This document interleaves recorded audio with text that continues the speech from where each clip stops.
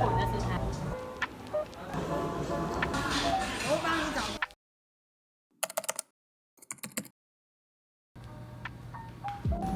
ลโหลตอนนี้มีนัดกับเพื่อนตอน5:30นะคะ ดูท่าฝนจะตกด้วย วันนี้ก็เป็นการเหมือนกับเพื่อนจะกลับประเทศตัวเองแล้วนะคะ เพราะใกล้ปิดเทอมแล้วก็เลยกินข้าวกับเพื่อนกลุ่มนี้ ถึงแล้วนะคะ วันนี้เรากินร้านนี้กัน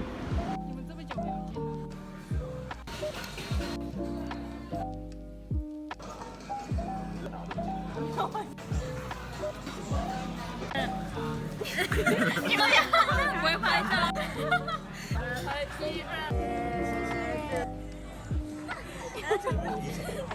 Happy birthday to you, Happy birthday to you，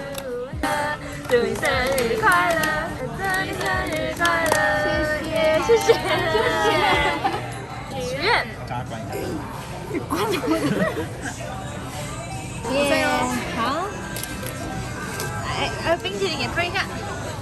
耶，什么感想？很开心。有预料到吗？有预料到吗？没有，我以为只是大家一起吃午饭。谢谢。抱着我。谢谢你们。等一下，你看你又笑得好尴尬。谢谢你。耶。你们在这时候可以把这个嗑完。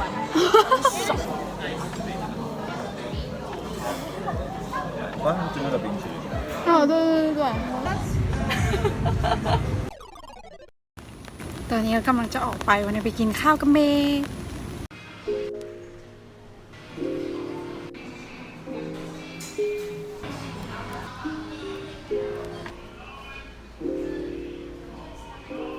摄影机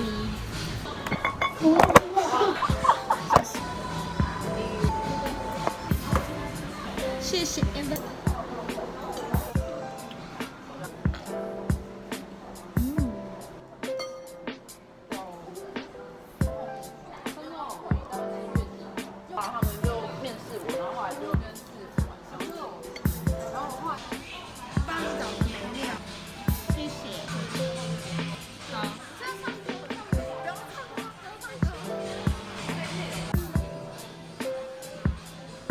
谢谢。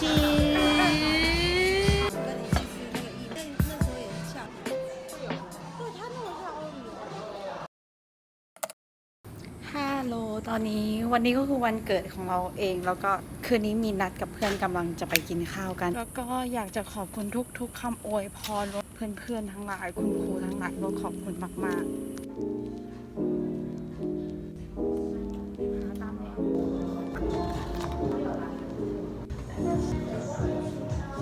ไปปะว้าวสีสวยมากเลยคนชอบเที่ยวแบบแล้วสุดท้าย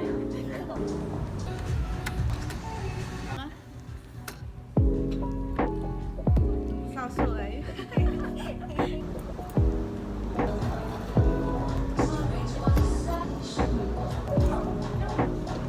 จะดูจาน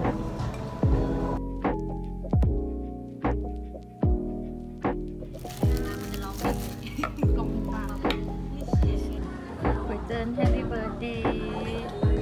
เข้าไปสิ好啦เย้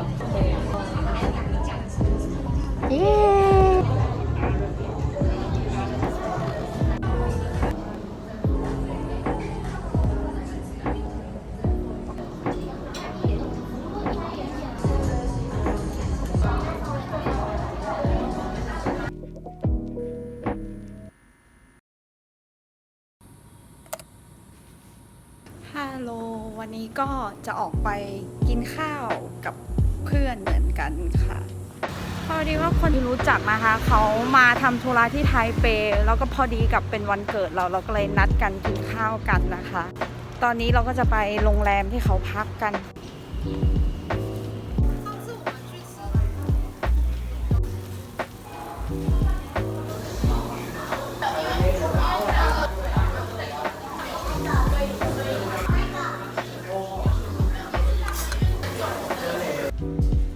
กินเสร็จแล้วก็เดินย่อยหน่อยนะคะ นี้กินที่โรงแรมนะคะ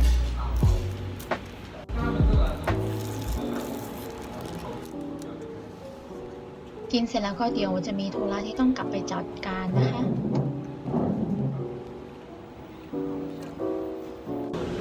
วันนี้ก็มากินข้าวข้างนอก แล้วเดี๋ยวเขาก็จะกลับแล้ว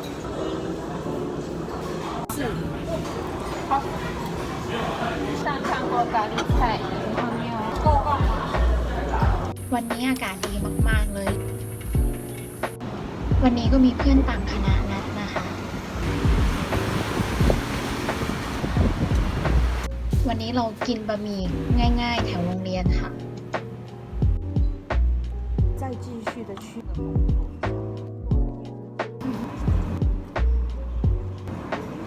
หลังจากนั้นเราก็ไปเดินเล่นด้วยกันค่ะ แล้วก็กินไอติมโยเกิร์ตกัน